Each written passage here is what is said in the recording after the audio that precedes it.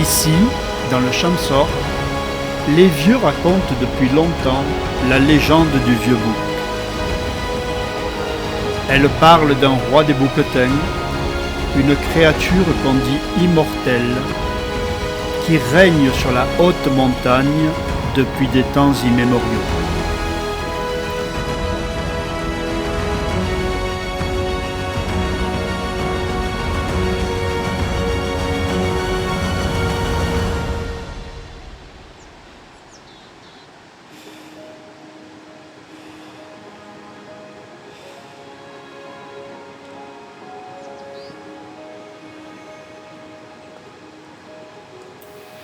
Le vieux bouc vivrait là-haut, dans les vallées alpines du Touron, de Vallestrèche et de Navette, entre Champsaur et Valgaudemar.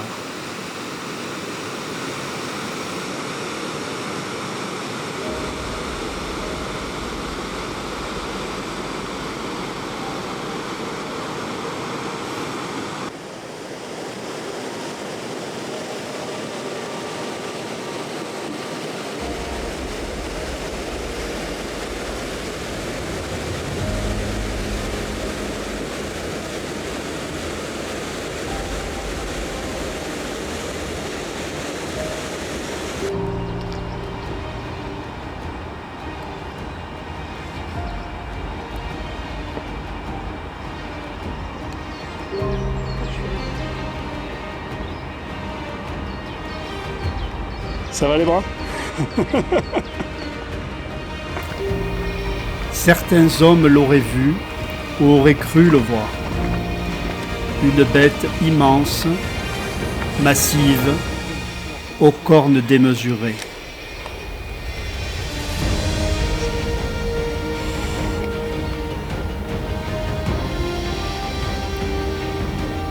On dit du vieux bouc qu'il n'a aucun rival là-haut, dans les montagnes, et que même les loups le craignent. Mais la mémoire des hommes s'altère, les récits s'appauvrissent et la vérité s'estompe au fil des saisons de la terre. Le mieux, c'était d'aller voir. Ce 14 avril 2024, avec Sabine et Olivier, nous sommes montés là-haut, au royaume du vieux bouc, pour tenter de faire d'une ancienne légende une possible vérité.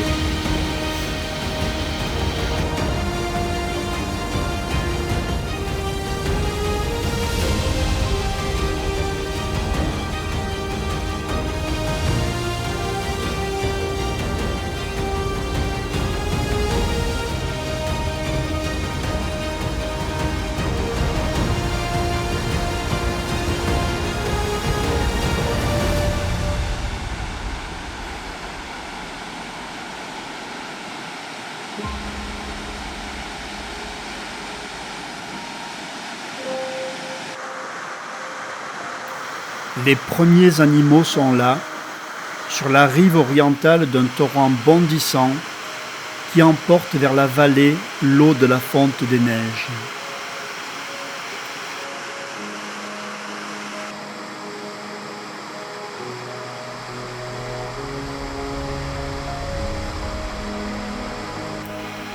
De jeunes mâles narguent Sabine, installée à l'affût.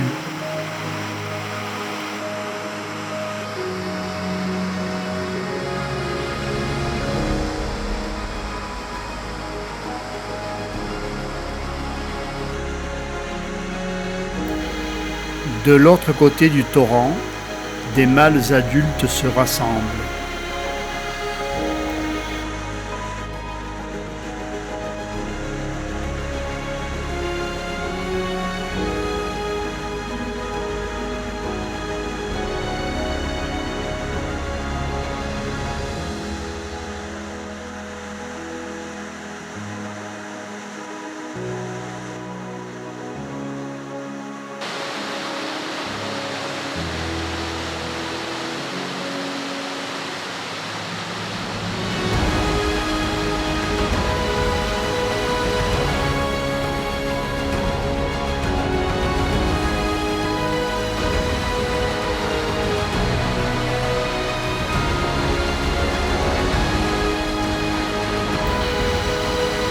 Ces animaux, dont le poids chez les vieux mâles peut atteindre 100 kilos, sont pourvus d'une grâce naturelle dès lors qu'ils se déplacent sur du rocher.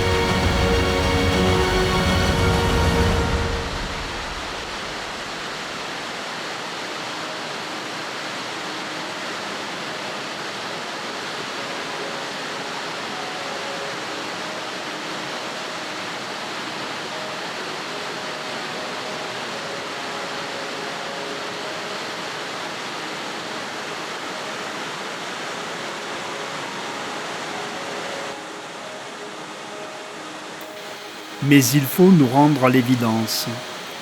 Il n'y a pas de vieux boucs ici. Les mâles qui nous dominent ont entre 6 et 12 ans, tout au plus.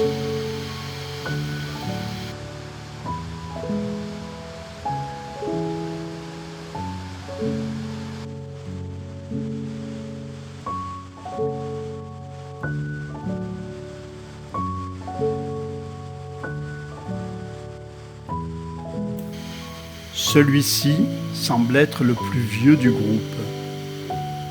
Peut-être a-t-il une quinzaine d'années, ce qui constitue l'espérance de vie ordinaire d'un bouquetin.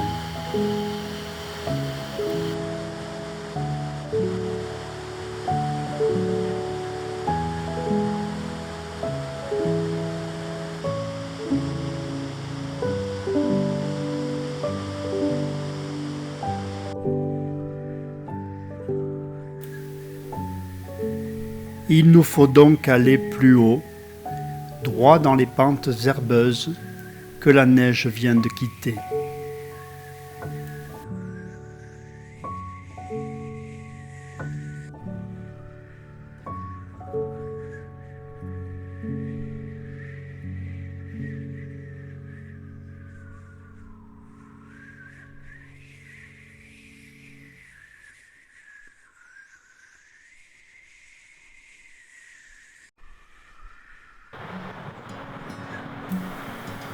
Quelques femelles et leurs cabris de presque un an se reposent dans l'adret. Mais la plupart des membres du groupe sont plus bas, installés au cœur d'un vaste amas de blocs rocheux.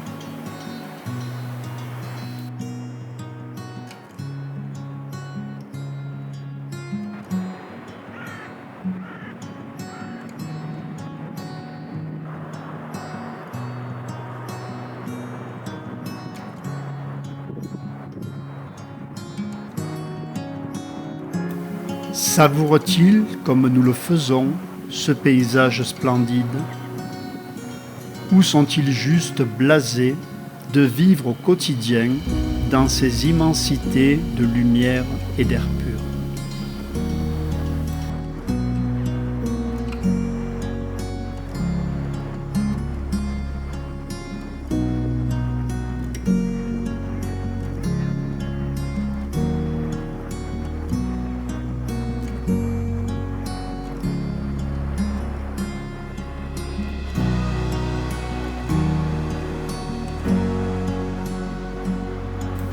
Soudain, derrière moi, je sens une présence, une force, une énergie bien différente de celle qui émane des bêtes rencontrées jusque-là.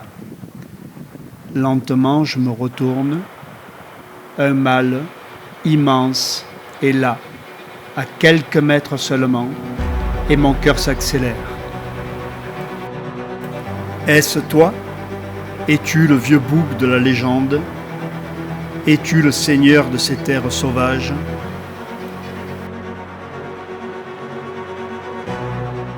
Ai-je à craindre ton courroux, ou m'accueilleras-tu près des tiens, près de ton peuple, quelques heures au moins?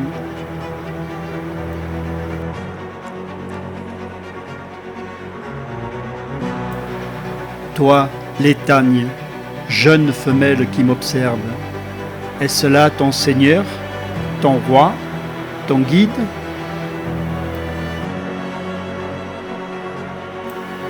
Je n'en saurai pas plus. Mes questions sont stériles. Ce que j'apprendrai, il me faudra l'observer, longuement, patiemment. Une vie, ma vie, n'y suffira peut-être pas.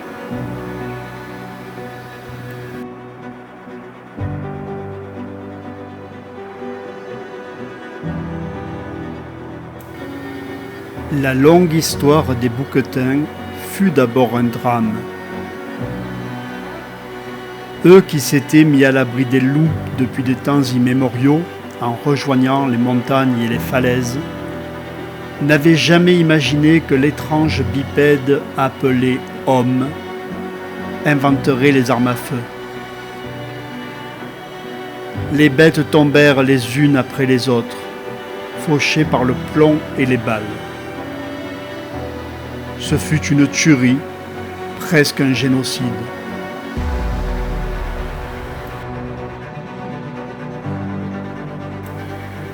Ce sont les rois d'Italie du XIXe siècle qui ont sauvé l'espèce, en créant des réserves de chasse, ancêtres de nos parcs nationaux, dans lesquels les bouquetins ne pouvaient être abattus.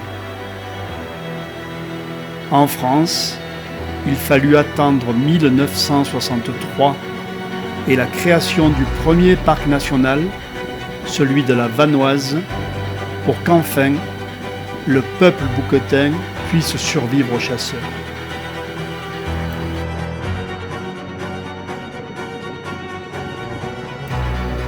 Le bouquetin, Capra ibex pour les latinistes, est une espèce dite rupicole, c'est-à-dire qu'elle fréquente essentiellement les rochers, les falaises et les parois escarpées. Selon les saisons, les hardes se déplacent entre 500 mètres et 3300 mètres d'altitude, toujours à la recherche de pâture.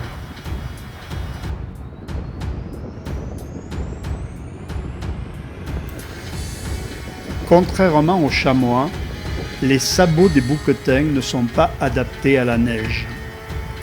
La surface d'appui au sol par rapport au poids de l'animal est faible, ce qui rend ces déplacements dans la neige plutôt difficiles. Par contre, les sabots de cette espèce sont particulièrement adaptés aux rochers, faisant du bouquetin un excellent grimpeur.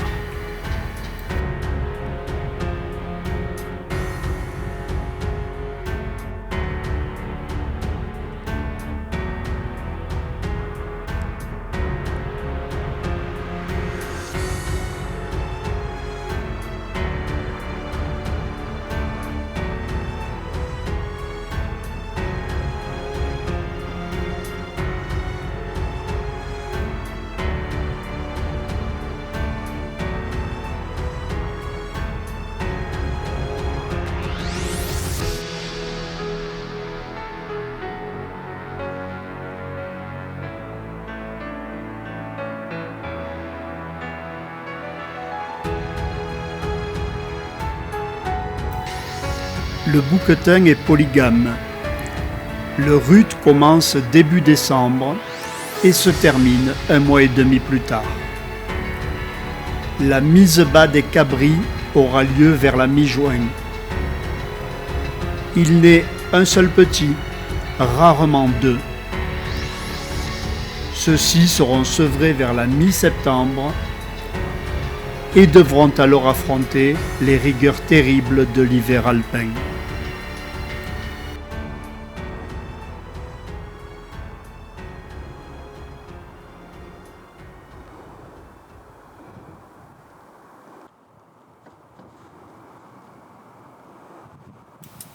J'ai retrouvé le très vieux mâle.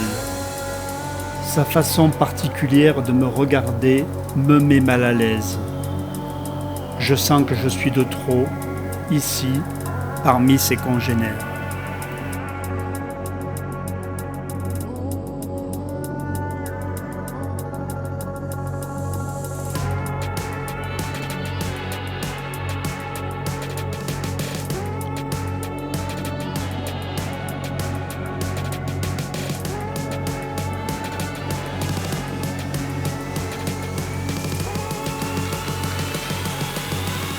J'ai compté les animaux qui m'entourent.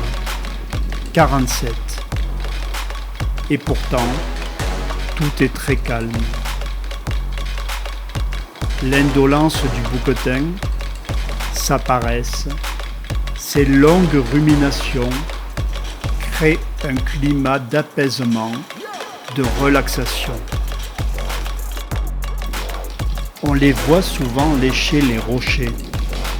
En réalité, ils récupèrent le salpêtre, ou nitrate de potassium, un sel minéral dont ils sont particulièrement friands.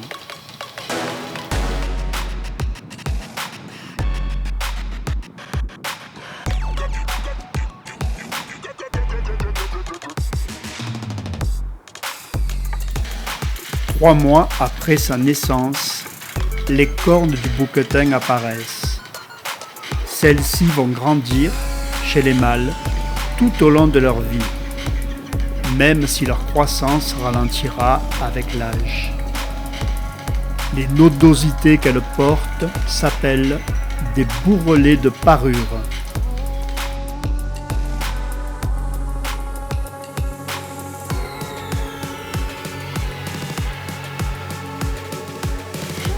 Les cornes des femelles, elles, mesurent 30 cm au maximum et ne posséderont jamais de bourrelet de parure. Jusqu'à 1 an, il est quasiment impossible de différencier les jeunes mâles et les jeunes femelles. En deçà de 15 cm de longueur de corne, on parle de cabri sans distinction de sexe.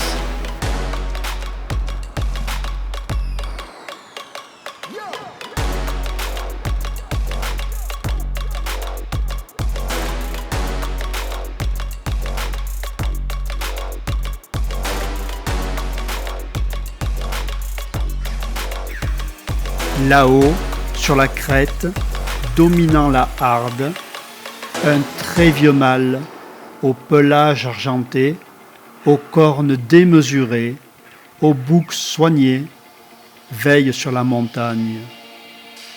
Il semble écrasé par le poids des années. Si ce n'est toi, l'immortel seigneur de la grande harde, qui es-tu alors ? Le temps approche où tu remonteras vers les plus hautes terres. Et si tu n'es qu'une bête mortelle, tu vis peut-être là ton dernier printemps, savourant le soleil, la chaleur, la beauté de ce monde, en cette magnifique journée d'avril.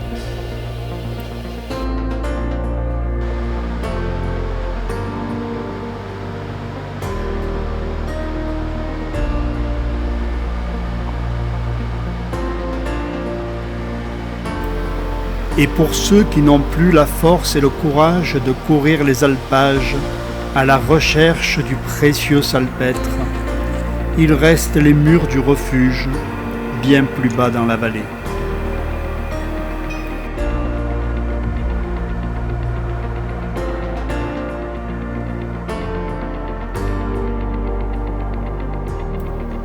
Il est temps à présent de redescendre, de laisser le peuple bouquetin dans son écrin de montagne, sous la protection du vieux bouc, quel qu'il soit.